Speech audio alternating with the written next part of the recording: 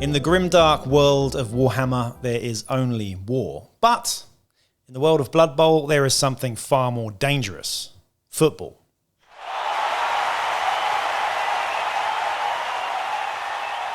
For nearly 40 years, Blood Bowl has been one of Games Workshop's most beloved and enduring games. A violent fusion of American football, fantasy warfare, and British dark humour. This tabletop game has survived rules changes, company neglect, and even near extinction, all thanks to an unwavering community of die-hard fans. Today, we take a deep dive into the complete history of Blood Bowl, its origins, mechanics, miniatures, star players, and how it became the greatest sports-based board game of all time. Our story begins in the mid-1980s. Games Workshop was still a young company, best known for importing Dungeons & Dragons into the UK and publishing early editions of Warhammer. But one man, the legendary Jervis Johnson, had a different idea. He wanted to make a sports game, but not just any sports game though, one where players were as likely to be carried off in pieces as they were to score a touchdown.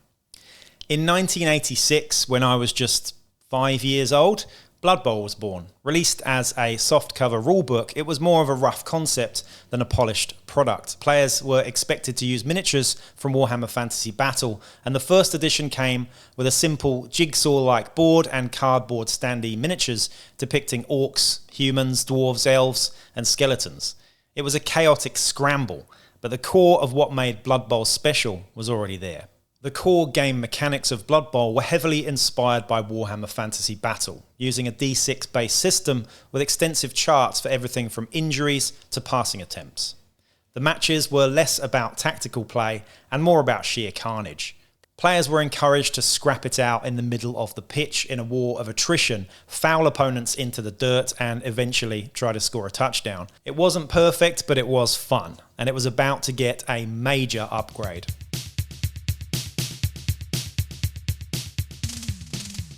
In 1988, Games Workshop released Blood Bowl's second edition, a full boxed game that transformed it into a real tabletop experience.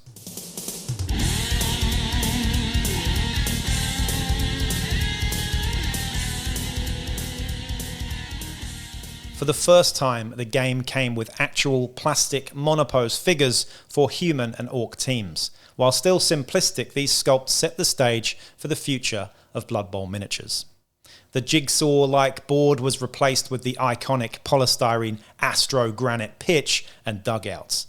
The rules were refined to make gameplay smoother and more structured, but it was still somewhat unpolished. The late 80s was also when Blood Bowl's unique aesthetic really started to take shape. Artist Pete Nifton brought the game to life with his exaggerated high-energy illustrations, huge shoulder pads, snarling linemen, and the brutal elegance of the game's most iconic teams. His work set the tone for Blood Bowl's mix of violence and comedy, and it would become a defining part of the game's identity. It was in this issue of White Dwarf magazine when I first found true love. Jess Goodwin's Skaven second edition team totally blew my mind, and the metal team boxes that came out for the second edition are still some of my favourite ever miniatures to date. I spent hundreds of hours poring over the Star Player book and all the articles in White Dwarf magazine, and when the even more mental Dungeon Bowl expansion came out, I was totally hooked. It had everything for me as a boy, and my dreams were fueled by Blood Bowl. With better rules, actual miniatures, and more structure, Blood Bowl was finally turning into a legitimate game, but it was the next edition, the legendary third edition in 1994, that would define Blood Bowl for decades to come.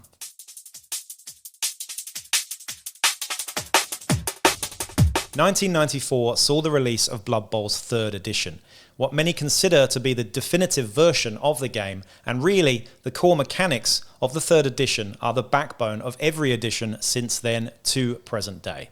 The polystyrene Astro granite pitch was ditched and replaced with a folding but highly detailed card pitch with fixed end zones, giving it a gritty sports arena feel. The plastic orcs and humans now had actual positional pieces made of plastic.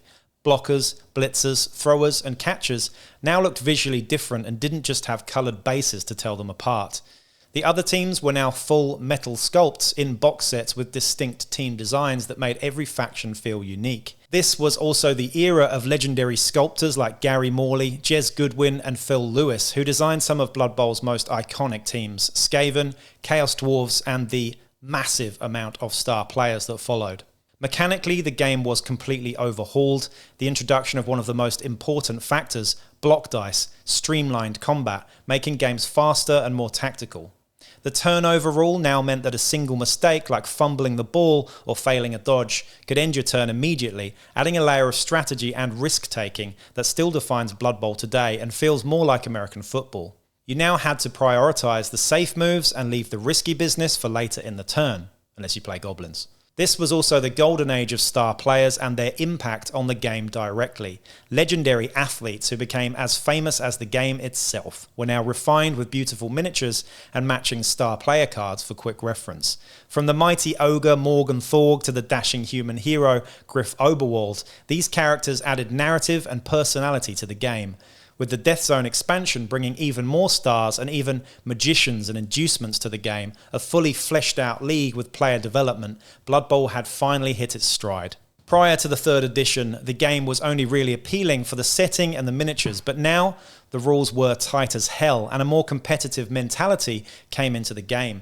It wasn't just entirely random anymore, and players could actually develop their skills and become better at playing. Blood Bowl had officially arrived, but in the early 2000s, something unexpected happened. Games Workshop abandoned the game, and that's where the fans took over. By the early 2000s, Blood Bowl had a problem. Games Workshop, shifting its focus further towards the bigger moneymaker games like Warhammer Fantasy and Warhammer 40,000, decided to pull official support for the game. With no new miniatures and no new rules and no official tournaments, Blood Bowl seemed doomed to fade into obscurity. But Blood Bowl's fans refused to let that happen. Instead of dying out, the game thrived, kept alive by a dedicated community who refused to put down the dice. With Games Workshop stepping away and abandoning their baby, Blood Bowl players took matters into their own hands. In 2001, a group of passionate fans worked with Jervis Johnson to create the Living Rulebook, a constantly evolving set of rules that would be updated and balanced based on community feedback. It was a revolutionary idea at the time, a game maintained by its players for its players. Each year, the community refined and expanded the rules, fixing old issues, balancing teams, and keeping the game fresh. Blood Bowl had officially entered its fan-led era, and it was about to get even bigger. 2003 saw the birth of the NAF, Nuffle Amorical Football, a global organisation dedicated to promoting, organising and expanding the Blood Bowl tournament scene. For the first time, Blood Bowl had a proper worldwide ranking system, standardised rules and official tournament circuits that spanned multiple countries. The NAF transformed Blood Bowl from a casual game into a serious competitive scene with thousands of players registering their teams, tracking match statistics and participating in world championships. Blood Bowl had become bigger than ever, even without Games Workshop's involvement. The NAF's influence wasn't just about competition, it was about community. They fostered a culture of inclusivity and creativity, encouraging custom miniatures, homebrew leagues, and new teams. This was Blood Bowl at its most vibrant, driven by pure passion and love for the game. With Games Workshop still largely absent, Blood Bowl fans found new ways to play online. Fumble, launched in 2002, was a fully digital, fan-made version of Blood Bowl that allowed players to compete in online leagues long before Games Workshop considered making an official video game.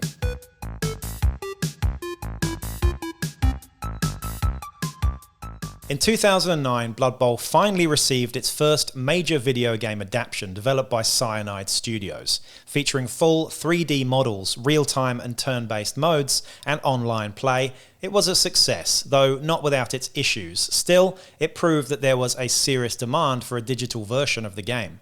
Alongside the video game, other Blood Bowl variants have emerged over time. Dungeon Bowl brought chaotic magic to the field, Blitz Bowl streamlined the game for new players, and Blood Bowl Team Manager turned it into a fast-paced card game. The Blood Bowl universe was expanding in new and unexpected directions. During this time, unofficial miniatures companies stepped in to fill the void left by Games Workshop. Companies like Willy Miniatures, Impact Miniatures, and Grebo Games produce their own Blood Bowl-style teams, offering players new ways to expand their collections. Even individual hobbyists got involved, sculpting custom star players, converting Warhammer models, and keeping the Blood Bowl aesthetic alive. Then, in 2016, like a gutter runner out of the sewer, Games Workshop came back.